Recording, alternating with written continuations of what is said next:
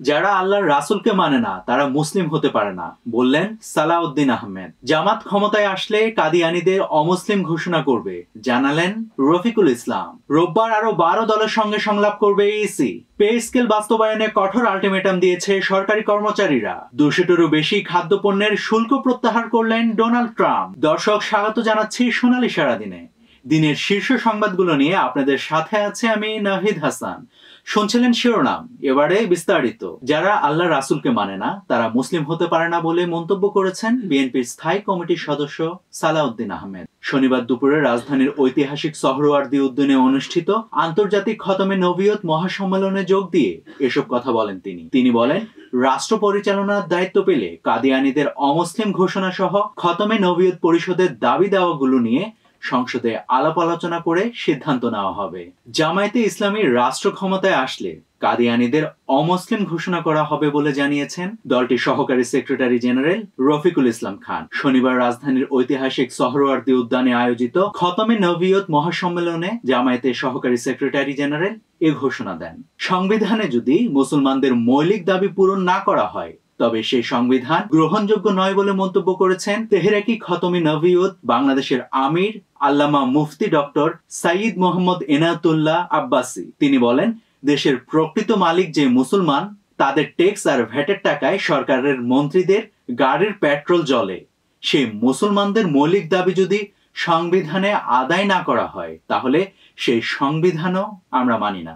রাজনৈতিক দলের সঙ্গে নির্বাচন কমিশন ইসির সংলাপের দ্বিতীয় দিন অর্থাৎ আগামীকাল রোববার আরো 12টি দল বসবে। ইসির জনসংযোগ শাখার সহকারী পরিচালক মোহাম্মদ আশদুল হক ব্যাপারটি নিশ্চিত করেছেন।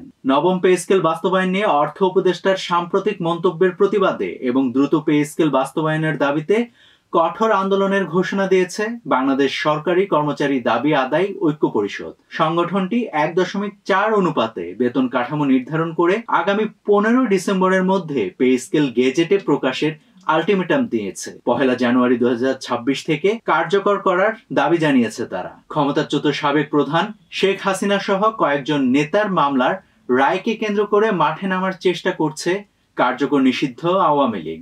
দলটির ঘোষিত সর্বাত্মক লকডাউন কর্মসূচি নিয়ে ইতিমধ্যে দেশে রাজনৈতিক উত্তেজনা তৈরি হয়েছে। সংগঠনটির অফিসিয়াল পেজে এই ঘোষণা দিয়েছে আওয়ামী লীগ। এই কর্মসূচির পক্ষে অনলাইন সহ সামাজিক যোগাযোগ মাধ্যমে সরব হয়ে উঠেছেন আত্মগোপনে থাকা আওয়ামী লীগের নেতাকর্মী ও সমর্থকরা। এবারে আন্তর্জাতিক। মার্কিন প্রেসিডেন্ট ডোনাল্ড ট্রাম্প 200-টিরও বেশি খাদ্যপণ্যের উপর আরোপিত শুল্ক প্রত্যাহার করেছেন। এতে কফি, গরুর মাংস, কলা ও কমলার রস সহ সাধারণ ভোগ্যপণ্য অন্তর্ভুক্ত।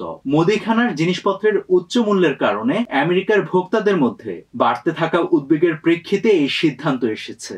নতুন শুল্ক মুক্তি বৃহস্পতিবার মধ্যরাত থেকে কার্যকর হবে। এবারে খেলার সংবাদ। জয় দিয়ে রাইজিং স্টার্স এশিয়া কাপ শুরু করেছে বাংলাদেশ এ দল। নিজেদের প্রথম ম্যাচে হংকং এর মুখোমুখি হয় লাল সবুজের প্রতিনিধিরা। ব্যাট হাতে হংকং এর বোলারদের পিটিয়ে 35 বলে সেঞ্চুরি তুলে নেন টাইগার ওপেনার হাবিবুর রহমান সোহান। এতে বাংলাদেশের টি-20 ইতিহাসে দ্রুততম সেঞ্চুরির রেকর্ডের মালিক হয়েছেন তিনি। 42 বলে করা পারভেজ হোসেন ইমনের দ্রুততম সেঞ্চুরির আগের রেকর্ডটি ভেঙেছেন এই ওপেনার। এবারে বিনোদনের সংবাদ।